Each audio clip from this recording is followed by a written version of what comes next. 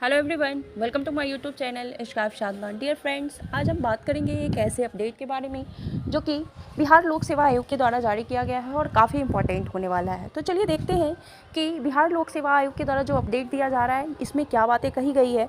तो आयोग द्वारा प्रकाशित विभिन्न प्रकार के विज्ञापनों के अंतर्गत जो ऑनलाइन आवेदन प्रक्रिया में जिन अभ्यर्थियों का पेमेंट होने के बाद भी उन्हें पुनः पेमेंट करना पड़ता है। देखिए, जो विभिन्न प्रकार के विज्ञापन आते हैं बीपीएससी के द्वारा, और उसमें जब ऑनलाइन हम आवेदन करते हैं तो उस ऑनलाइन आवेदन के प्रोसेस में जिस अभ्यर्थियों का पेमेंट होने के बाद भी अब कोई टेक्निकली फॉल्ट होता होगा, इसकी वजह से क्या होता है कि उनका पेमेंट होने के बाद भी उन्हें दोबारा से पेमेंट करना पड़ता है, क्योंकि उनका पेमेंट सक्सेसफुल नहीं होता है।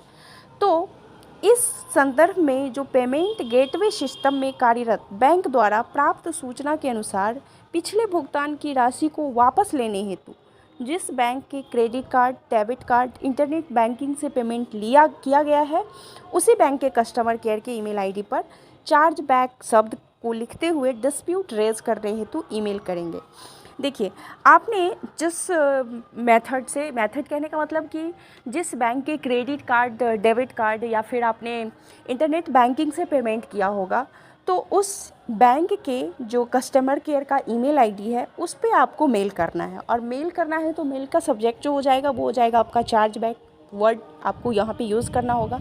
और डिस्प्यूट रेज करने के लिए आपको करना क्या है, ईमेल तो करना ही करना है।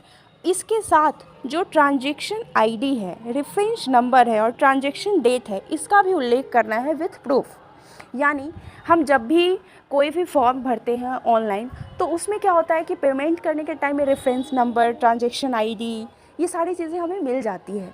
तो उस ट्रांजैक्शन आईडी या फिर रेफरेंस नंबर और जिस डेट को आपने ट्रांजैक्शन किया था, पेमेंट किया था, वो ट्रांजैक्शन डेट को अभी आपको वहाँ पे बताना होगा विथ प्रूफ। यानी उस का स्क्रीनशॉट होगा आपके पास या फिर उसका आपने कोई रिकॉर्ड रखा होगा, तो वो वहाँ पे आपको अटैच करना होगा। और इस तरीके से क्या होगा कि आपने जो पेमेंट किया था फिर वो सक्सेसफुल नहीं हो पाया और दोबारा से पेमेंट करना पड़ा, यानी आपका पेमेंट फंस गया, तो वो आपको रिफ़ंड कर दिया जाएगा।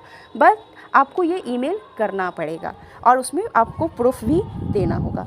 तो यही आज का अपडेट था जो कि बिहार लोक सेवा आयोग के द्वारा जारी नोटिस में बातें कही गई है, जो कि बहुत ही इम्पोर्टेंट है, क्योंकि हम सभी बहुत सारे ऐसे कैंडिडेट हैं जो आयोग के बहुत सारे विज्ञापन में जो ऑनलाइन आवेदन देते हैं, तो उसमें हमारा पेमेंट फंस जाता है टेक्निकल फॉल्ट की वजह से, एंड हमें दोबारा से पेमेंट करना पड़ता है। तो इस केस में अब हमें हमारा पेमेंट रिफ़ंड हो जाएगा।